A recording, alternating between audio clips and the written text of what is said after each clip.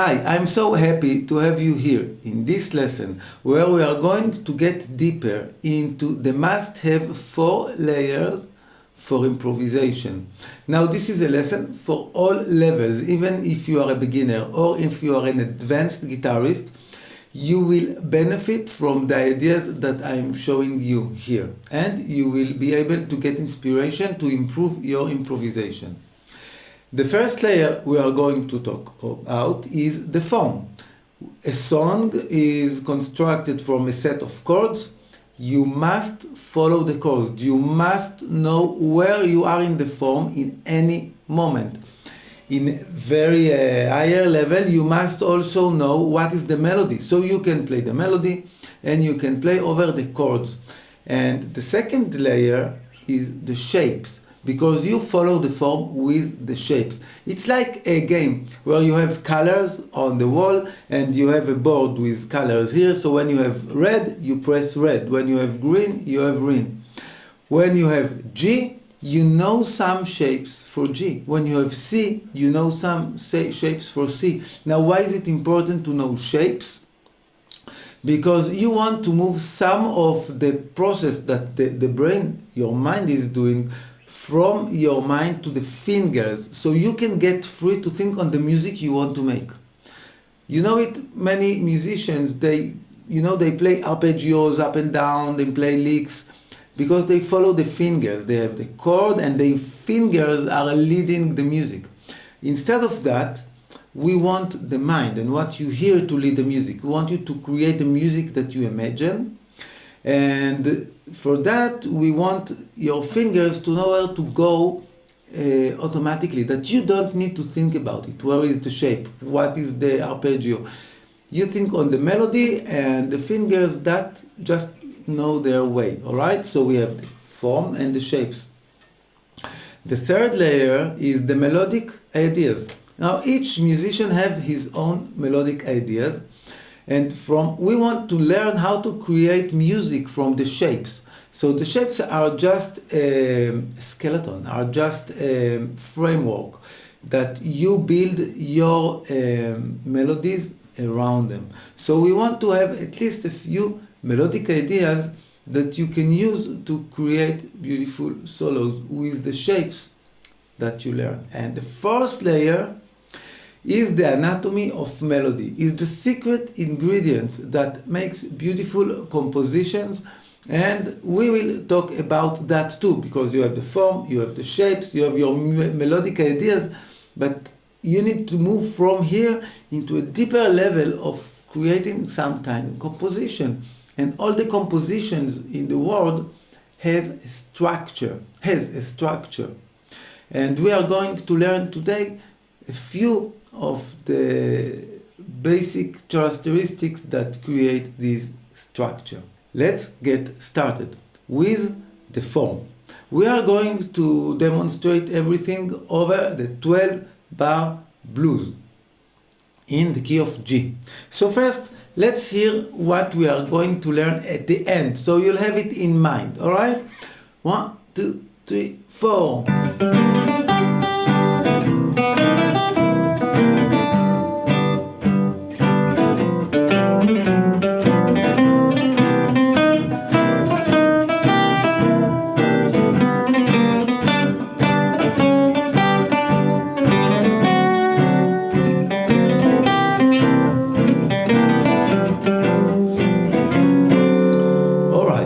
Now let's talk about the form.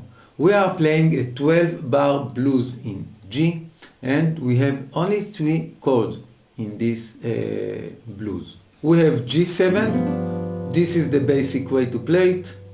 We have C7, and I'm going to play C7 and 9. And we have D7, and I'm going to play D7 and 9. Now the blues has 3 sentences, each one of them of 4 bars.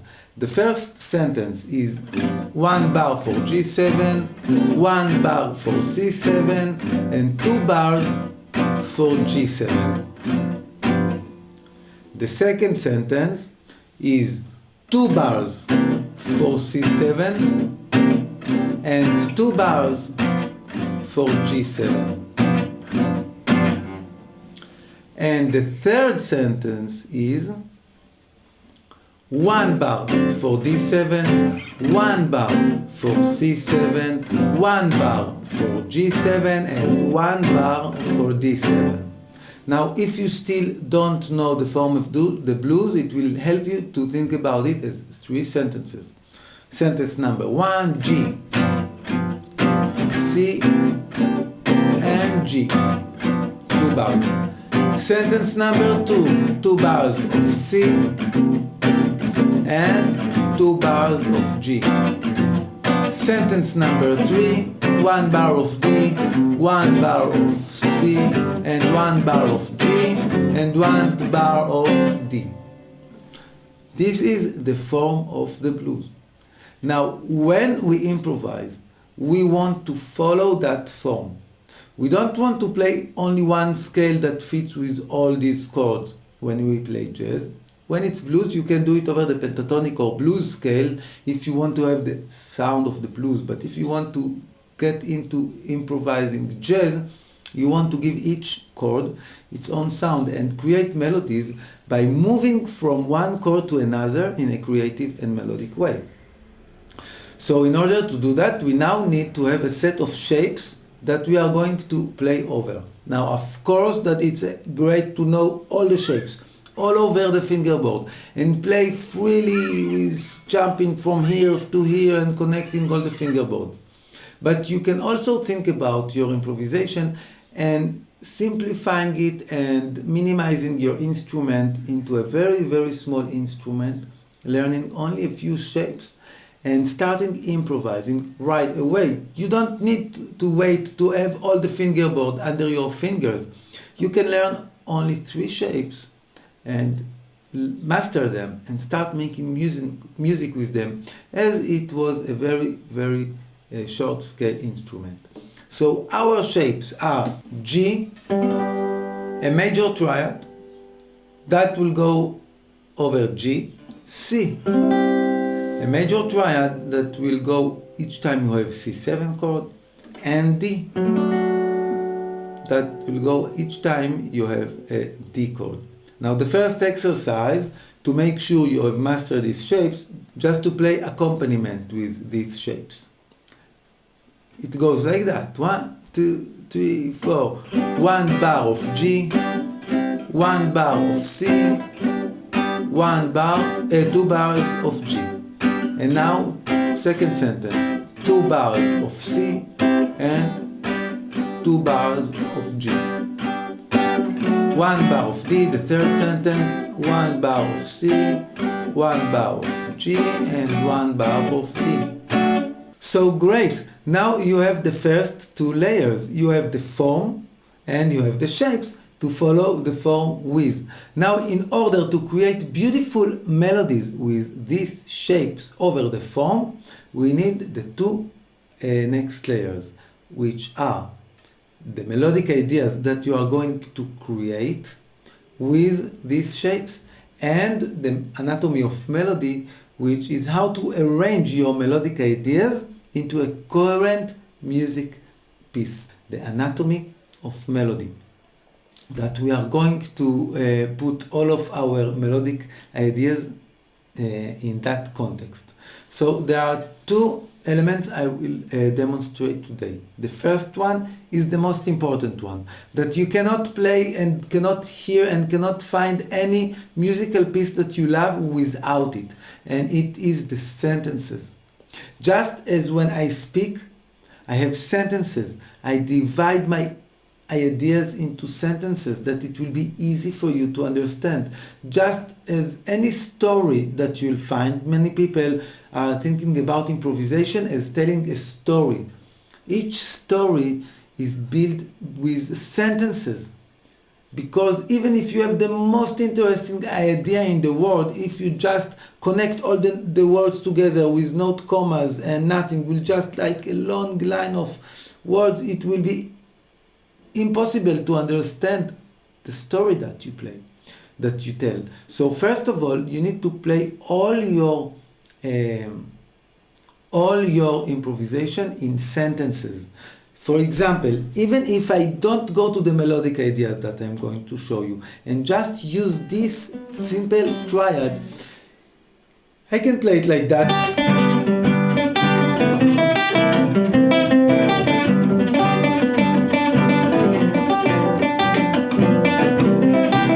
You won't understand nothing, it will be boring. But if I will divide it in sentences, stop, stop, stop, stop, stop, stop. So I'm playing very simple. I'm not creating melodic ideas. I'm just playing with sentences. It's already more coherent, right? So you must know when you improvise where you stop and where you end each sentence. And the second element that we are going to talk about today, which is part of the anatomy of melody, is motifs. So each sentence that you repeat twice become a motif. Alright? Motifs are just sentences that you have repeated. And our ear loves motifs. We love to hear motifs, we love to hear repeated ideas because it's easy for us to relate to. So even if you take just the note of the triad, but you arrange them with repeated sentences, it will be already much easy to listen. Listen, I will give you an idea. You don't need to use all the triad notes, you can use only a few of them. 1, 2, 3, 4.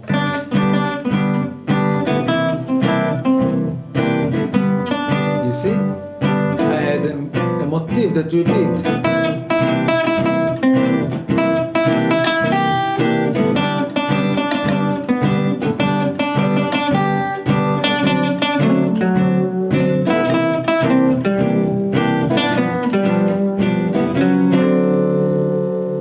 Now it's your turn. Before we are going to learn more melodic ideas, try to spend some time creating simple melodies with the triads I just showed you. Now, even if you are an advanced guitarist, it will be a little bit challenging for you to think about motifs and repeat them 3 times, not more. You don't want to repeat any motif more than 3 times, but repeat them 3 times, move to another motif, have a flow of ideas, of motifs, of melodic ideas. This is not so easy. But now let's move to the third layer of melodic ideas, and we will demonstrate them over the etude that I have for you. The first element is a half-tone approach. For each note of the triad, you can play half-tone before it. So it can be on the beat, 1, 2, 3, 4, 1 and. On the beat, 1 and 2 and 3 and 4 and. This is the triad half tone before each note. Or you can play it off the beat, 1, 2, 3, 4 and 1 and 2 and 3 and 4. Alright? You can do it for C and for D. So, first learn to play the half-tone approaches.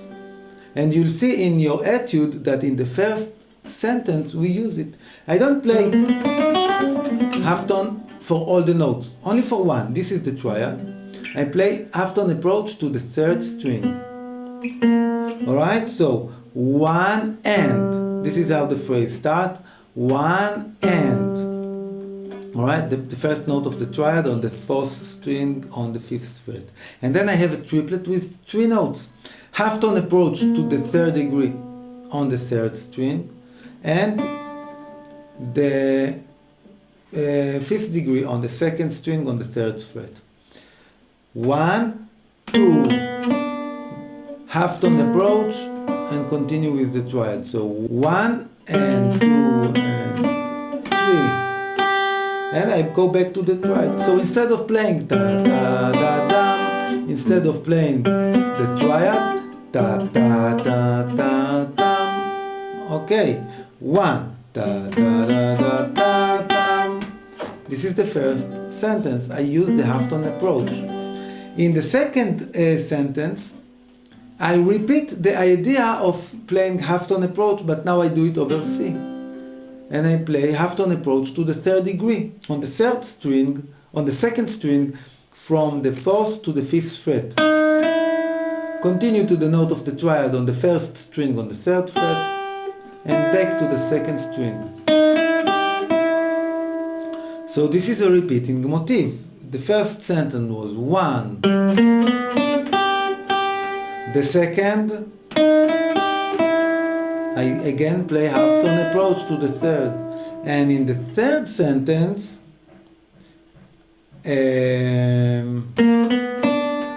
I play again half tone approach to the third degree. On the third to the fourth fret on the third string, to the third fret on the second string. So we have first sentence, 1.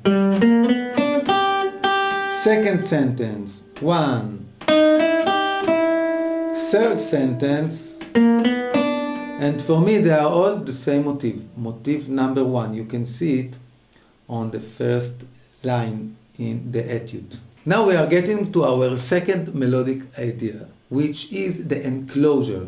Enclosure is when you take the target note, G here, half tone below, tone above, and you close on it. Half tone below, tone above, and you close on it. And you can do it on the second string as well. On the third string, I will do half tone below, half tone above, and will close on the target note, because I'm playing diatonic, so I take the note above as a diatonic note. So this is a diatonic here, diatonic here, and diatonic here is half tone above. But if it makes you confused and you don't know if to play half tone above or tone above, at the thumb roll, play tone above all the notes, half tone below, tone above, that will do the work as well. If you see the scales, you can play the next tone as a diatonic. So this is one way to play enclosures, but I will show you another way that Django uses. He starts with the target notes, up on the tone above, pull off to the target note, down on the tone below, on the half tone below, and up back to the target note. Alright? And you can do it on all the notes of the triad. So this by itself can be a great exercise.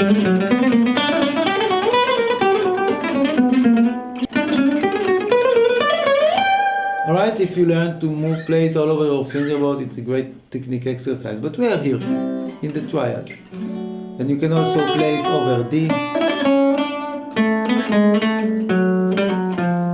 Okay. So the next sentence and the next motif in the etude start with an enclosures. Alright? Half tone approach to C. And in C I play the same thing. Enclosure, half tone approach to the next degree.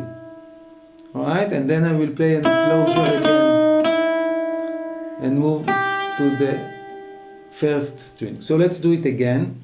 Enclosure on the fourth string, half tone approach on the fourth fret on the third string to the next enclosure that starts on the third string on the fifth fret.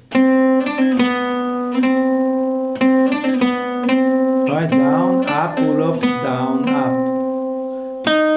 Second string on the fourth fret, which is a half tone approach to the second string on the fifth fret, where I start my next enclosure. Alright? So it all together is 1, 2, 3, 4. 1, 2, 3, 4. And I end it with this jump, ta-dam, ta-dam, which is, we are going to repeat it again on the next phrase because it's like a motif. It makes my motif stronger. 1, 2, 3, 4. 1, 2, 3, 4. 1, 2, 3, 4. Now I'm going to play same idea on the third string from the fourth fret. It's part of my triad. Down, up, half tone above, pull off, down half tone below, up on the target note, and on the second string on the 3rd fret, where I'm going to play again an enclosure here. Down, up, tone above, pull off, half tone below, half tone above. And now remember, the jump I'm going to repeat it. So we had, this was for G, for C, and this is for G. So from the top, 1, 2, 3, 4, 1, 2, 3, 4, 1, ta-da. And now 1, 2, 3, 4, 1, 2, 3, 4. So you see these two phrases are built out of 3 melodic elements. Enclosure, half tone approach, we have another enclosure, half tone approach, enclosure, and a jump, ta-da! So enclosure, and half tone approach, and a jump. And again, enclosure, enclosure, and a jump. Alright, I don't do the half tone approach here, only the jump. And you hear that the two phrases talk with each other. 1, 2, 3, 4, 1, 2, 3, 4, 1, 2, 3, 4, 1, 2, 3, 4, 1, 2, 3. Alright. And that leads us to the third motif, which here I use half tone approach twice. So instead of playing half tone approach on the 3rd degree, we are in D, right? So we have a note on the 3rd string on the 2nd fret. So instead of playing half tone approach to it, I play 2 half tone approach. I start with the open string. Open, 1st string, 2nd string, and a jump. This is my melodic idea. 2 half tone approaches with a triplet, 1, ta ta ta ta, and a jump to the 1st string. So now I will repeat it because this I want it to be like a motif. I will do it again. This is C. I have this note on the 3rd string on the 5th fret. 2 half tone approaches from the 3rd, 4th, 5th fret, and a jump to the 1st string again. So da da da da, da da da. 1, 2, 3, 4. And repeating, and that was my 3rd motif in this solo. So here you got another melodic motif with half tone approach, and then we close the solo by echoing the 1st motif of half tone approach to the 3rd. All right, from the 3rd string on the 3rd fret to the 4th fret, to the 2nd string on the 3rd fret, and to the 4th string on the 5th fret. And finishing with D. Now I will play for you the complete etude. First melodic idea with the half tone approach to the 3rd degree in G. Repeat it on C and 3rd time on G. Second idea with the enclosures and the jump again over G with the jump. Third idea with the half tone approaches and close the thing. So what we had here? We had a form, we had shapes to follow the form with. We have some melodic ideas that were the half tone approach and the enclosure. And we had the anatomy of melody, which means that we need to create the sentences that we play, the melodic sentences with a starting point and ending point, pause between them so that we can digest the sentences. And it's great if you can repeat the same ideas or part of the same ideas as motifs to make your composition shine. Alright, so I hope you enjoyed this lesson and you can learn the solo from the PDF that you have, that you can download in your email. And you have learned that for each song you need to learn the form, you need to have a basic shapes to follow. Now, of course, it can be more triads and more arpeggios and superimposed chords and all over the fingerboard. But you don't need to wait to have all this. You can start with as little as 3 shapes, but if you are an advanced guitarist and you have it all, now make sure you master them and that you can move to the 3rd layer of creating melodic ideas with these shapes that you know, and arrange them with sentences and in repeated motifs that will make your solo shine. I hope you enjoyed this lesson, and you can send me any question that you have about it to my email, and I will see you in the next live session. Cheers!